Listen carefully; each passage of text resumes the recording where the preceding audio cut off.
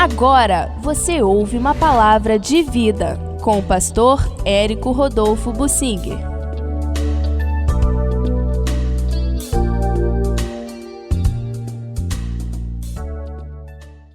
A soberania de Deus em levantar governantes. A gente precisa entender a soberania de Deus em contraposição ou em convivência com o livre-arbítrio. Na verdade, não se contrapõe. A gente precisa entender o livre-arbítrio à luz da soberania de Deus. Como Deus é soberano? Existem doutrinas que, levadas ao extremo no radicalismo, exaltam a soberania de Deus e desprezam o livre-arbítrio. Ou, por outro lado, exaltam o livre-arbítrio e desprezam a soberania de Deus. Na verdade, eu acredito que são duas faces de uma mesma moeda. O mesmo Deus que criou o homem dotado de livre-arbítrio também conhece tudo o que acontece com o ser humano que ele criou e age para orientar o ser humano e dirigi-lo. Mas Deus tem seus critérios e seus mistérios que estão no coração do ser humano. O coração do ser humano é misterioso, mas Deus conhece tudo. Há pessoas que não serão salvas. O coração deles não é do Senhor, eles não querem o Senhor. A gente pode pregar à vontade, eles não se converterão. A fé não é de todos, diz o apóstolo Paulo. Mas isso não nos compete. Esse mistério de nos aprofundarmos nos arcanos de Deus, os mistérios de Deus, por exemplo, com relação à soberania de Deus, a predestinação, quem vai ser salvo, Deus não revela isso para nós. Nós somos participantes dessa obra de Deus. O evangelho é para ser pregado a toda criatura. No entanto, Deus dirige as circunstâncias para que aquele que vai ser salvo veja com clareza, entenda e possa tomar a decisão. Aquele que não quer saber de Deus, o evangelho pode ser pregado da maneira que for, ele não vai crer.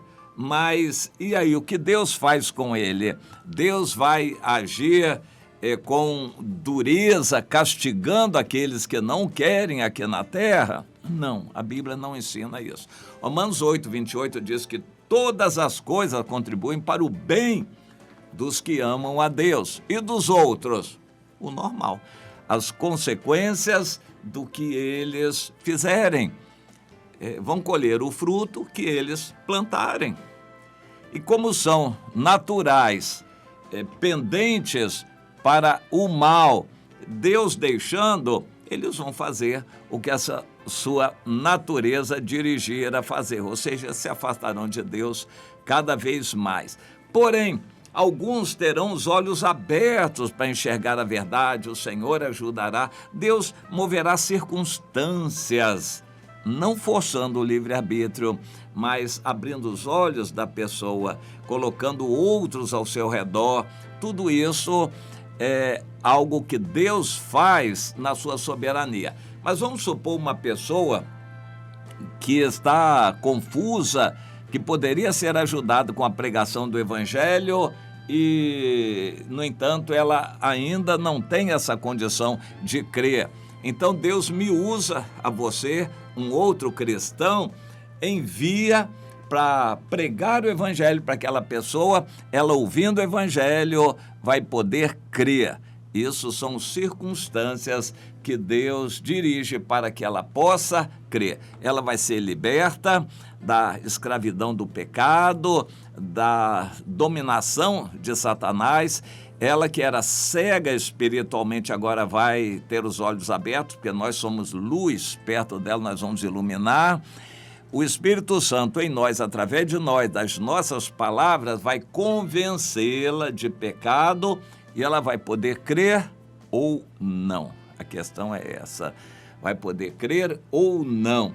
Se ela crer, nós vamos estar satisfeitos, porque seremos uma boa ajuda, vamos poder ajudá-la na continuação no discipulado. Se ela não quiser, nós vamos entregá-la à própria sorte, não hostilizando, não falando mal e até mantendo a porta aberta, dizendo que quando ela quiser, nós vamos estar abertos para ajudá-la, como Deus também vai estar aberto de braços para receber essa pessoa, caso ela esteja viva ainda, porque com a morte a oportunidade se encerra e isso precisa ser dito claramente para aquela pessoa.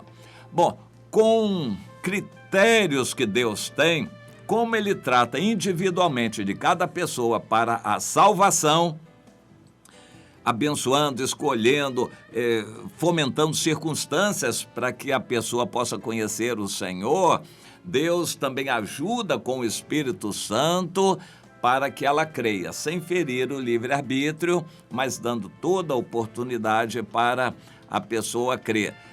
De uma forma parecida, Deus também trata nações, reinos, grupos de pessoas. Deus trata cada tribo, povo, língua e nação. Deus trata de alguma maneira. Deus agiu lá em Babel, você vai se lembrar, para as pessoas se espalharem e formarem nações. Eles queriam se unir contra Deus, para tornar célebre o nome deles, mas Deus os espalhou e multiplicou as línguas, mas Deus continuou a amar todos eles e sempre providenciou condições para que todos pudessem ter oportunidades de se voltar para Ele, para Deus. Bom, há um aspecto que a gente vê na Bíblia, Deus dirigindo os movimentos políticos e de povos para constituir governantes e destituir. Eu quero ler alguns versículos aqui em 2 Reis 15, para você poder entender como naquela situação de Judá e de Israel, onde a maior parte já estava perdida, Deus tinha separado um povo de Israel para ser diferente dos outros povos, um povo para ser santo, consagrado a Deus e exemplo e modelo para os outros povos. Na verdade, esse povo falhou, ao invés de ser modelo para os outros, recebeu a influência dos outros e se afastou de Deus. O Senhor promoveu a divisão para que Israel, reino do norte, saísse, se separasse de Judá, para Deus tentar recuperar Judá. Mas o próprio Judá foi atrás também. Durante todo esse tempo de oportunidades que o Senhor deu, o que Deus fez acontecer? Então vamos ler um pouquinho dessa história dos reis, segundo Reis 15. No 27º ano de Jeroboão, rei de Israel, começou a reinar Azarias, filho de Amazias, rei de Judá. Tinha ele 16 anos de idade quando começou a reinar e 52 anos reinou em Jerusalém. O nome da sua mãe era Jecolias de Jerusalém. Dizem os entendidos que quando Deus cita o nome da mãe, porque ela teve uma certa influência. Ele fez o que era reto perante o Senhor, segundo tudo que fizera Amazias, seu pai. Então, somente os altos não se tiraram, e o povo ainda sacrificava e queimava incenso nos altos. Ou seja, em Judá, Deus providenciou coisas boas, o Joás teve o filho Amazias, o Amazias teve o filho Azarias ou Uzias. Deus agiu com circunstâncias para que esses reis pudessem ser bons reis e, em geral, o foram. Não perfeitamente, mas foram considerados, na média, bons reis, dando oportunidades ao povo para que se voltasse para Deus. Mas também o povo tinha oportunidade de se afastar de Deus, que foi o que aconteceu. O Senhor feriu ao rei Uzias e ele ficou leproso até o dia da sua morte e habitava numa casa separada. Jotão, seu filho, tinha o cargo da casa e governava o povo da terra. Ora, Os mais atos de Uzias e tudo quanto ele fez estão escritos na história. E ele descansou e foi sepultado. Seu filho reinou em seu lugar. Já lá do outro lado, em Israel, reino do norte, que não tinha acabado ainda, no 38º ano de Azarias, o rei Uzias, reinou Zacarias, filho de Jeroboão, sobre Israel em Samaria 6 meses. Apenas 6 meses. Fez o que era mal perante o Senhor. Todos em Israel, reino do norte, só fizeram o que era mal.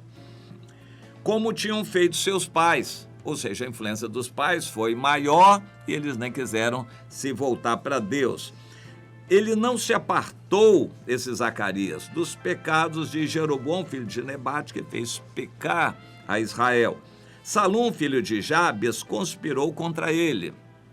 Feriu diante do povo, matou e reinou em seu lugar.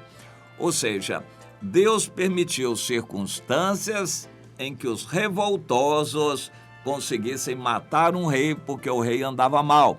As circunstâncias fizeram. Deus não feriu o livre-arbítrio de ninguém, apenas deu condições aos revoltosos, que também eram errados e violentos, para se levantarem contra o rei que era mau e o matarem. E quanto aos mais atos de Zacarias, estão escritos também. Essa foi a palavra que o Senhor falou a Jeú: teus filhos até a 4ª geração se assentarão no trono de Israel. E assim sucedeu. Interessante, Deus profetizou antecipadamente que os filhos de Jeú até a 4ª geração se assentariam no trono. Deus, dirigindo a história, moveu as circunstâncias para que isso acontecesse, até que o Salum se rebelasse e matasse esse último, que era a 4ª geração do Jeú. O Jeú tinha cumprido um propósito de Deus, embora ele não tenha andado na presença de Deus, mas cumpriu um propósito, e Deus profetizou que ele teria até a 4ª geração se assentando no trono. Deus não foi o responsável por obrigar eles a fazerem isso. Deus apenas deu condições de eles fazerem.